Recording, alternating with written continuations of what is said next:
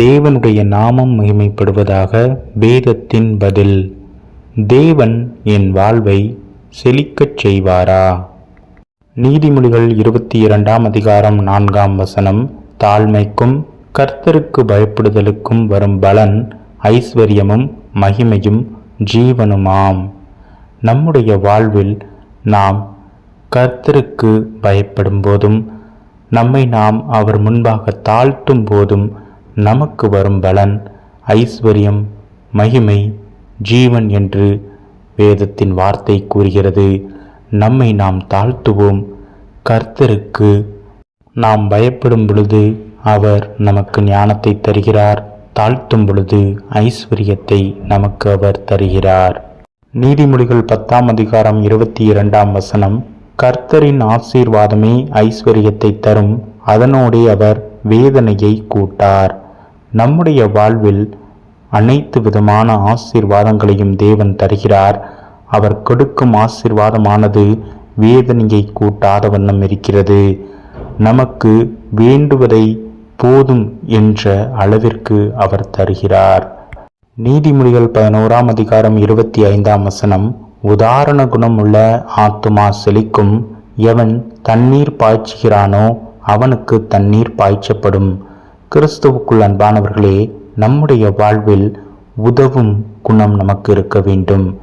நாம் மற்றவர்களுக்கு உதவும் போது, நாம் மற்றவர்களுக்கு இறங்கும் பொழுது நமக்கும் தேவன் இறங்குகிறார் என்று வேதத்தின் வார்த்தை கூறுகிறது. நாம் மற்றவர்களுக்கு உதவிக்கரம் நீட்டும் பொழுது தேவன் நமக்கு உதவிக்கரம் நீட்டுவார். நீதிமொழிகள் 14 அதிகாரம் 11 துன்மார்க்கருடைய வீடு அழியும், செம்மையானவனுடைய கூடாரமோ செழிக்கும். நம்முடைய வாழ்வில் துன்மார்க்க வழியில் நடந்தோம் என்றால் நாம் நம்முடைய ஐஸ்வர்யத்தை இழந்து போவோம் என்று வேதத்தின் வார்த்தை சொல்கிறது. செம்மையான பாதையில், தேவனுடைய வழியில், அவருடைய பரிசுத்த பாதையில் நாம் நடக்கும் பொழுது, பரிசுத்த ஆவியானவருடைய ஆலோசனையில் நாம் நடக்கும் பொழுது நிலை நிற்கிறவர்களாக இருக்கிறோம். நம்முடைய கூடாரம் செழிக்கும் என்று வேதத்தின் வார்த்தை சொல்கிறது. கிறிஸ்துவுக்குள் அன்பானவர்களே, நம்மை நாம் தாழ்த்துவோம், அவருக்கு கீழ்ப்படிவோம், மற்றவர்களுக்கு இறங்குவோம். ஏழைகளுக்கு இறங்கும் பொழுது கர்த்தர் நம்மை ஆசீர்வதித்து நம்மை உயர்த்துகிறார், நம்மை செழிக்கச் செய்கிறார். நம்முடைய வழிகள் செவ்வையாக இருக்கும் பொழுது நாம் நிலை பெற்றவர்களாக என்றென்றும் கர்த்தருடைய பாதையில் நடக்கும் பொழுது அவர் நிச்சயம் நம்மை ஆசீர்வதிக்கிற தேவனாக இருக்கிறார். 1 தீமோத்தேயு 6 அதிகாரம் 17 தொடங்கி 19 வரை இவ்வுலகத்திலே ஐஸ்வர்யமுள்ளவர்கள் இருமாப்பான சிந்தனை உள்ளவர்களாயிராமல் நிலையற்ற ஐஸ்வர்யத்தின் மேல் நம்பிக்கை வையாமலும் நாம் அனுபவிக்கிற சகல விதமான நன்மைகளையும் நமக்கு சம்பூர்ணமாய் கொடுக்கிற ஜீவனுள்ள தேவன் மேல் நம்பிக்கை வைக்கவும், நன்மை செய்யவும், நற்கிரியைகளில் ஐஸ்வர்யவான்களாகவும் தாராளமாய் கொடுக்கிறவர்களாகவும் உதாரண குணமுள்ளவர்களாகவும் நித்திய ஜீவனை பற்றி கொள்ளும்படி வருங்காலத்திற்காக தங்களுக்கு நல்ல ஆதாரத்தை பொக்கிஷமாக வைக்கவும் அவர்களுக்கு கட்டளையிடு என்று பரிசுத்த ஆவியானவர் நம்முடைய வாழ்வில் இன்று கட்டளையிடுகிறார். நாம் நம்முடைய ஐஸ்வர்யத்தை மற்றவர்களுக்கு உதாரண குணமுள்ளவர்களாக இருந்து மற்றவர்களுக்கு கொடுத்து அவர்களுடைய ஏழ்மையான நிலையில் நாம் அவர்களை உயர்த்தும் பொழுது, நாம் வேதத்தின் வசனத்தை வாசித்தோம்.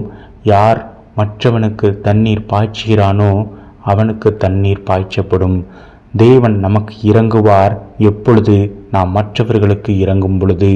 நித்திய ஜீவனை சுதந்திரித்து கொள்ளத்தக்கதாக நற்கிரியைகளில் ஐஸ்வர்யவான்களாக தாராளமாக கொடுக்கிறவர்களாக உதாரண குணம் உள்ளவர்களாக இருக்க வேண்டும் என்று வேதத்தின் வார்த்தை கூறுகிறது. நாம் தேவனுடைய அந்த வேத வார்த்தையை பற்றி கொள்வோம், அதை பின்பற்றுவோம். தேவன் நம்மை ஆசீர்வதித்து நம்முடைய வாழ்வை செழிக்கச் செய்வார். நீதிமொழிகள் 14 அதிகாரம் 21 பிறனை அவமதிக்கிறவன் பாவம் செய்கிறான், தரித்திரனுக்கு இறங்குகிறவனோ பாக்கியமடைவான். நீதிமொழிகள் 19ஆம் அதிகாரம் 17ஆம் வசனம், ஏழைக்கு இறங்குகிறவன் கர்த்தருக்கு கடன் கொடுக்கிறான், அவன் கொடுத்ததை அவர் திரும்ப கொடுப்பார். கிறிஸ்துவுக்குள் அன்பானவர்களே, தேவன் நம்முடைய வாழ்வை செழிக்கச் செய்யும் பொழுது, அவருடைய ஆசீர்வாதத்தின் மகிமையை நாம் அடையும் பொழுது, மற்றவர்களுக்கும் இறங்குகிறவர்களாக இருக்க வேண்டும். வசனம் சொல்கிறது, ஏழைக்கு இறங்குகிறவன் கர்த்தருக்கு கடன் கொடுக்கிறான், அவன் கொடுத்ததை அவர் திரும்ப கொடுப்பார். நம்முடைய ஐஸ்வர்யத்தின் மிகுதி நம்மை அழிந்து போகச் செய்துவிடும். நாம் மற்றவர்களுக்கு உதவாத பொழுது, உதாரண குணம் உள்ளவர்களாக இருக்கும் பொழுது நம்முடைய ஐஸ்வர்யம் இன்னும் அதிகமாகும். ஏன்? மற்றவர்களுக்கு இறங்கும் பொழுது தேவன் நமக்கு இறங்குகிறார். உபாகமம் 8ஆம் அதிகாரம் 17ஆம் வசனம், என் சம்பாத்தியமும் என் கைப்பலனும் இந்த ஐஸ்வர்யத்தை எனக்கு சம்பாதித்தது என்று நீ உன் இருதயத்தில் சொல்லிக் கொள்ளாமலும் இருக்க எச்சரிக்கையாயிருந்து. கிறிஸ்துவுக்குள் அன்பானவர்களே, வேதவசனம் சொல்கிறது, நான் இந்த ஐஸ்வர்யத்தை சம்பாதித்தேன், என் கைபலன் இந்த ஐஸ்வர்யத்தை சம்பாதித்தது என்று நாம் நம்முடைய இருதயத்தில் சொல்லிக்கொள்ளாமல் இருக்க எச்சரிக்கையாக இருக்க வேண்டும். ஏன்? இது அனைத்தும் தேவனால் நமக்கு கொடுக்கப்பட்டது. 1 நாளாகமம் 29ஆம் அதிகாரம் 12ஆம் வசனம், ஐஸ்வர்யமும் கனமும் உம்மாலே வருகிறது, தேவரீர் எல்லாவற்றையும் ஆளுகிறவர், உம்முடைய கரத்திலே சத்துவமும் வல்லமையும் உண்டு, எவரையும் மேன்மைப்படுத்தவும் பலப்படுத்தவும் உம்முடைய கரத்தினால் ஆகும். ஆமீன். கிறிஸ்துவுக்குள் அன்பானவர்களே, அனைத்தும் தேவனிடத்தில் இருந்து வருகிறது. வசனம் சொல்லுகிறது, அவர் நன்மையான ஈவுகளால் நம்மை போஷித்து வளர்ப்பிக்கிறார். நாம் அவருடைய மகிமையை பெற்றுக்கொள்ளும் போது, அவருடைய ஆசீர்வாதத்தை பெற்றுக்கொள்ளும் பொழுது, அதை மற்றவர்களுக்கும் நாம் கொடுக்கும் பொழுது நித்திய ஜீவனை அடைகிறவர்களாக, ஐஸ்வர்யவான் என்றும் பரலோக ராஜ்யத்தில் பிரவேசிப்பதில்லை என்று வேதவசனம் சொல்லுகிறதே. ஆனாலும் தேவனுடைய வார்த்தைகளுக்கு கீழ்ப்படிந்து அவருடைய ஐஸ்வர்யத்தை பெற்றுக்கொண்டு மற்றவர்களுக்கு நாம் கொடுக்கும் பொழுது தேவன் நமக்கு இறங்குகிறார். நாம் நம்முடைய வாழ்க்கையில் நற்கிரியைகளை செய்வது நமக்கு ஐஸ்வர்யம். நம்முடைய வாழ்வை தேவன் செழிக்கச் செய்வார். அவர் ஐஸ்வர்யத்தின் அனைத்தையும் நமக்கு கொடுக்கிறார், ஆனால் வேதனையை கூட்டார். போதும் என்ற மனமே பொன் செய்யும் மருந்து என்று நாம் பழமொழி கேட்டிருக்கிறோம். நம்முடைய வாழ்வில் தேவன் நமக்கு கொடுத்தது போதும். அவர் நம்மை நிச்சயம் வழிநடத்த வல்லவராக இருக்கிறார். அவருடைய கரங்களில் நம்மை தாழ்த்தி ஒப்பு கொடுப்போம். அவர் நம்மை மேன்மைப்படுத்துவார், பலப்படுத்துவார். அவருடைய கரத்தில் நம்மை ஒப்பு கொடுப்போம். பிலிப்பியர் 4ஆம் அதிகாரம் 19ஆம் வசனம், என் தேவன் தம்முடைய ஐஸ்வர்யத்தின்படி உங்கள் குறைவை எல்லாம் கிறிஸ்து இயேசுவுக்குள் மகிமையிலே நிறைவாக்குவார். கிறிஸ்துவுக்குள் அன்பானவர்களே, நம்முடைய வாழ்வில் நாம் எதை இழந்தோம் என்று நம்முடைய மனதிற்குள்ளாக நாம் சிந்திக்கும் பொழுது, இந்த உலக வாழ்வை அல்ல, பரலோக வாழ்வையே நாம் இழந்திருக்கிறோம்.